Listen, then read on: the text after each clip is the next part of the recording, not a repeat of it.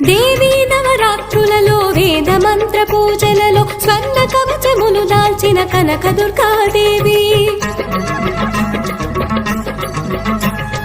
భవబంధాలను బాపే బాలా త్రిపుర సుందరి నిత్యానందము కూర్చే అన్నపూర్ణాదేవి లోక శాంతిని సంరక్షించే సుమంత్రమూర్తి గాయత్రి